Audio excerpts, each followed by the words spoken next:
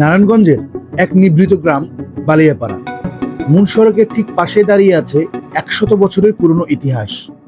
বালিয়াপাড়া জমিদার বাড়ি, লোকমুখে যাকে বলা হয় বাইল্যাপাড়া জমিদার বাড়ি। একসময় এই বাড়িতে ছিল জমিদারি ক্ষমতা, ঐশ্বর্য আর গৌরব। আজ সেই বাড়ি দাঁড়িয়ে আছে শুধু স্মৃতি হয়ে। এই জমিদার বাড়ির পেছনে আছে এক সংগ্রামের গল্প।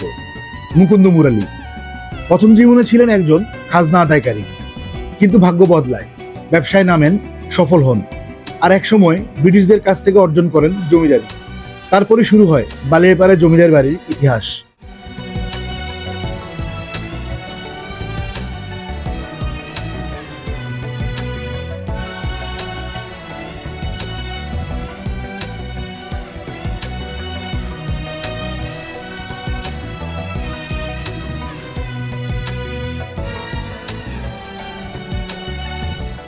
1900 সালের দিকে নির্মিত এই জমিদার বাড়িটি ছিল এক অনন্য স্থাপত্য শৈলীর নিদর্শন।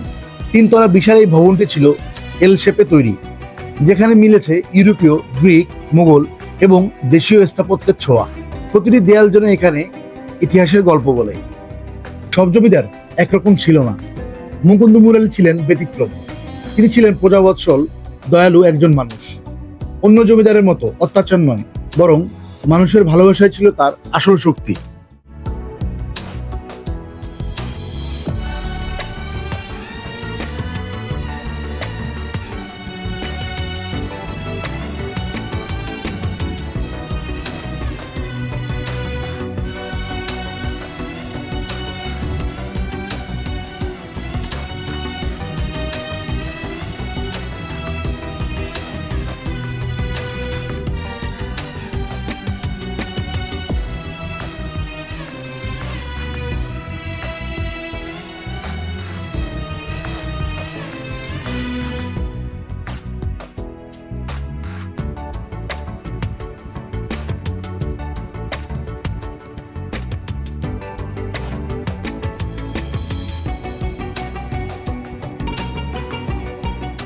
বাড়ির প্রতিটি রুম ছোট হলেও ছিল আলো বাতাসের দারুণ ব্যবস্থা। নান্দনিক ডিজাইন, উঁচু সিঁড়ি, লোহার ব্র্যাকেট আর কাঠের বিশাল তক্তা, সবকিছু মিলিয়ে এই বাড়ি ছিল এক সময়ের রাজকীয় নিদর্শন।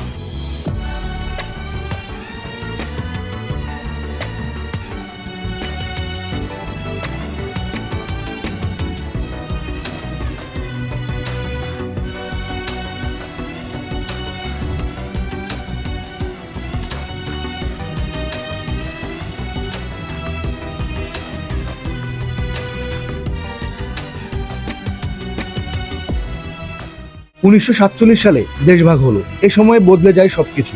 মুকুন্দ মুরালী তার জমিদারি বিক্রি করে সপরিবারে চলে যান ভারতে। কিন্তু একটি কারণে তিনি এই বাড়িটি বিক্রি করেননি, কারণ তার এক মেয়ের সংসার ছিল এখানেই।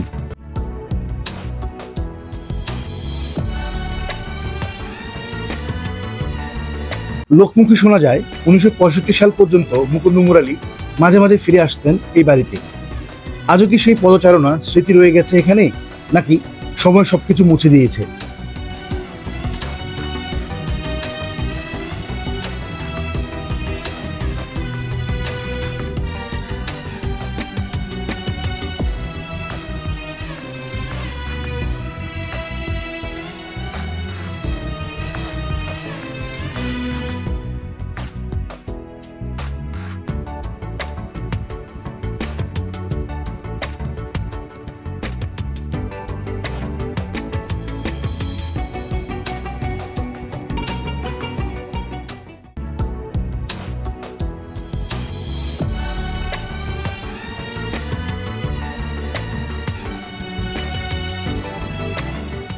আজ এই ঐতিহ্যবাহী জমিদার বাড়ি পড়ে আছে অবহেলায়।